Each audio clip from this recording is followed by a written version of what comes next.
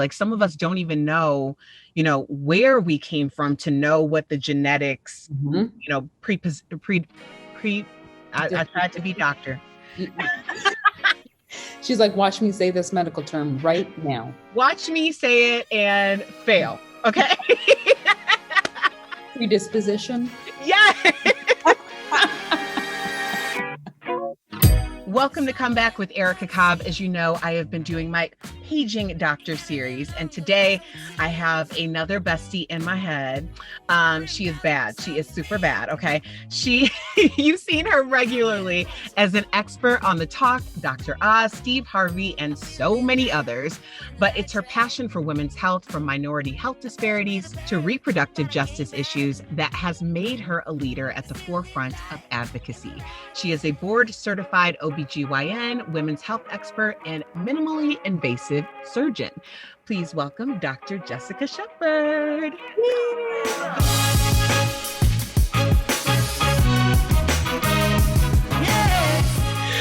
Okay, question number 432. Well, let me get to some of the questions from our comeback community, because I know a lot of them are dying to hear your answer. Is 50 too old to start taking the Depo-Provera shot? Yeah, so Depo-Provera typically is a form of birth control. It's an injectable, so you get it every 3 months. So if you're 50 taking Depo-Provera, I do have some concerns, because typically you should be menopausal, but if you're not, the likelihood of spontaneous pregnancy is very low. So I will usually have a very candid conversation with someone who's on birth control, maybe after like 45. I would typically look for more long-term types of birth control, like an IUD, which is an intrauterine device. But Depo does have some issues with bone loss, not in a bad way, just needs to have a conversation. So I would tell that person, go have a contraceptive discussion with your OBGYN for sure. Huh. See, we are learning all together. What is a natural way to combat fibroids? Ooh, this is a great question. I hear this one all the time. So I'm going to make a disclaimer. There's no natural way you can eliminate a fibroid.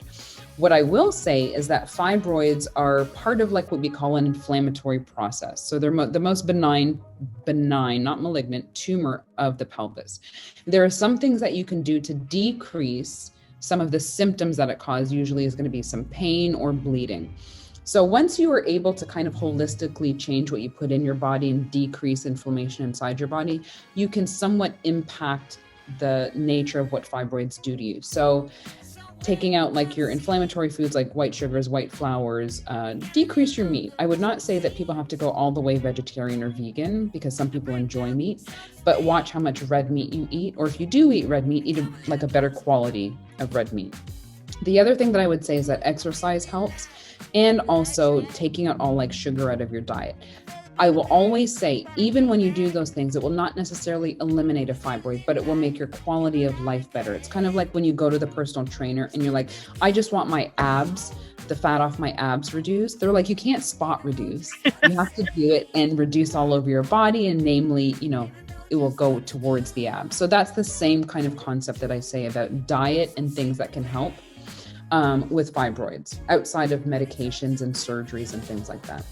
How about this one? I am getting off birth control for the first time in 25 years. What changes should I expect? Ooh, that's a big one. So again, most people, when they're on hormones for so long, it's not a bad thing. Nothing will happen to you, but you will have what we call your normal cycle. And most people have not had it for so long that they're surprised by it, because they're like, where in the hell is it? Who? What? Am I alive? So be prepared. There may be a moment where you're like, holy hell. Now, initially coming off, you might have a few months where it's like touch and go. You're not quite sure what's going on. So I usually tell people to give themselves about good 3 to 4 months before you can be like, okay, I'm on my natural cycle without hormones, because your body's kind of adjusting and eliminating some of that hormone supply. So I usually tell people to give them about 3 to 4 months, then expect some normalcy. And then I would tell them, have a good discussion with your doctor, so that if something seems off to you or you're uncertain about it, you have someone to go talk to. Now, this one's interesting. I might have asked Dr. Rachel this, our sex. Yeah. How do you deal with a man that has a very large penis and the pain during sex is unbearable? Yeah. So one of the things during sex that your pelvis is ever changing. So positional can also change how something is inserted, in the sense that if someone has a very large penis, changing, like if you change position. So woman on top versus man on top versus behind versus side to side. I think if you go through some of those motions and figure out if position changes the comfort, that can help. But also, I think that usually woman on top will help that specific instance, because you can control how much is going to go in, versus man on top. I mean, they have more of the advantage as far as what's being inserted. We did that so clinically. I might get a safe for work. Thank you so much, Dr. Jessica Shepard. To find Dr. Shepard, as well as her new program, which I'm sure is going to help you so much. So make sure you follow them. I have them added right below. And of course, you can get more information on Dr. Jessica Shepard on my online home, comeback.tv, where you can also listen to the full podcast, because we spill all the OBGYN tea. Okay. All the OBGYN. Thank you, girlfriend, so much. We really appreciate your time. Thank you.